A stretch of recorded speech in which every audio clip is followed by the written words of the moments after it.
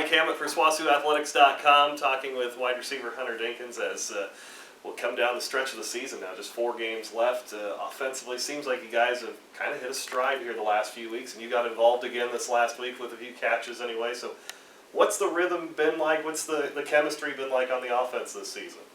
Well, you know, starting out, we had some rough spots, kind of turn the ball over and drop some passes here and there. But I feel like overall, you know, we've come together really over these past few games, just as a whole offense, and running the ball, passing the ball, catching the ball. Obviously, last game with the wind, it was a little kind of dampened our passing game a little bit. But I feel like we've really come together. Our O-line's blocking just about as good as they have been, and you know, we hope to keep this momentum going forward.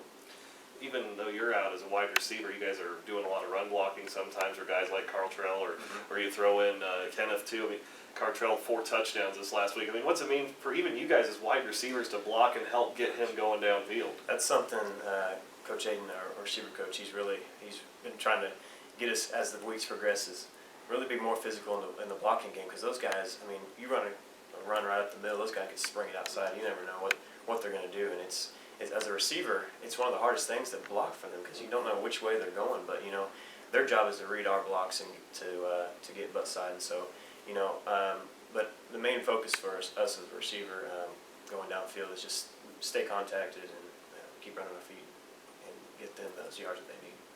Talking with Hunter Dinkines, as you work this season with this group of wide receivers, I mean, you have great guys out there, DJ. I mean, you've got Omiji, you got all sorts of Derek Stiles. I mean, don't want to leave anyone out. I mean, you guys worked a couple of freshmen in there. I mean, it seems like this is a good, solid core. How do you guys all get along? What's the chemistry like just amongst you receivers? Oh, we get along great. You know, we'll joke around with each other in the locker room or in the meeting rooms and whatever. But you know, as like you said, we have a few freshmen playing. Tyson McDaniel, he's made a few big plays for us, and he fits right in. I mean, being a 5th-year senior and seeing that freshman get the job done is great for this offense. So you look at the rest of this season now, especially Oklahoma Baptist. Short week, first of all. How tough of a turnaround is that for you guys? Well, you know, it's a little different schedule. You know, you kind of get into a routine as the weeks go by, as far as practice and workouts and stuff go. But this week they told us after the game, we already knew this was going to be a short week, so we kind of planned ahead and got our schedule last week. And so coming into this week, we just got to stay focused. And you know, it doesn't feel like Tuesday to me, but going forward, it's just making sure we focus on what we need to do, and no matter what day we play, we just got to stay focused. Oklahoma Baptist in particular, pretty good secondary, it seems like anyway. What do you expect to see from these guys? You know, they show a lot of different stuff. They run a lot of cover 2, and you know, like I said, last week was kind of a hard week to kind of gauge our passing game wise as far as the wind goes. You know, there's a whole different look that SNU gave us, and so. But going into this week, we just prepared like we always have, and the scout team's giving us a good look, and so that's what we got going for us. Hunter, thanks for the time. Best of luck here this week and the rest of the year. Appreciate it. Thank you.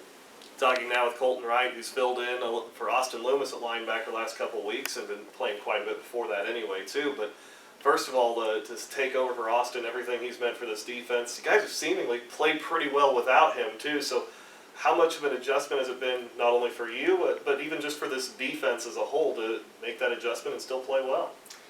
I mean, at the end of the day, schematically, it's each guy's, it's just a guy filling a spot. But I mean, coming from behind Loomis, he's leading the team or close to leading the team in tackles, you know, whenever he got injured, and has big shoes to fill for sure. And there's a lot more, you know, whenever you just get thrown in every 2 or 3 series, there's a lot more that goes into it as opposed to just going out and getting there right off the bat and just starting a game, you know. So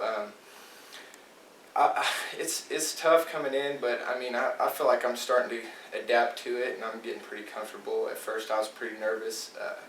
That first game I had some dumb penalties and stuff like that, but I mean, I'm just trying to fill in and do the team the best I can, you know my role, you know, and when he comes back, he'll have his job back, and hopefully I can find my role again and just keep helping us, and then we just got to keep winning. You know, this last week against Southern Nazarene to face a triple option offense for the first time this year, seemed like you guys had a great game plan, came out, were very aggressive that first series. They kind of took advantage of that. You guys adjusted back to that. How difficult is it to go against an offense like that? Man, you just have to read your keys. There's going to be a lot of eye candy in the backfield, a lot of motions and stuff like that, and they have some good athletes. They had quite a few guys that at any given moment could have a big play, So really it's just keeping your eyes on your keys and staying disciplined, in your reads, and being in the right spot whenever you're supposed to. And we made some plays, we made it happen. So.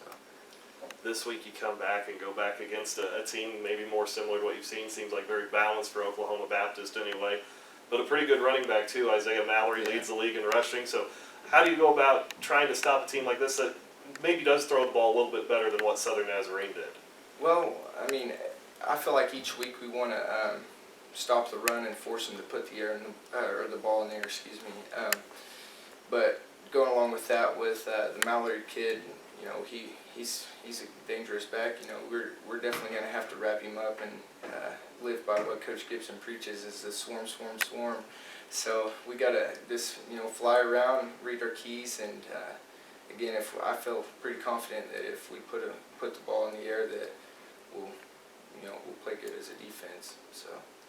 Short week, kind of like I talked with Hunter about. What's the adjustment been like on the defensive side of things to try to get ready for this in such a short period of time? Well, like Hunter was saying, we kind of get in that routine or whatever. We had a little different schedule this week, but some of the scouting reports and cut-ups and things like that on our film weren't, they were done Sunday, which usually they're not done until Monday, but we kind of got on the ball with that and just trying to see what we can see, for the upcoming game. But, I mean, overall, same process, just different time and date, so we're taking care of it. Colton, thanks for the time. Congratulations on a great season so far. Best of luck here going forward. Thank you, Mike.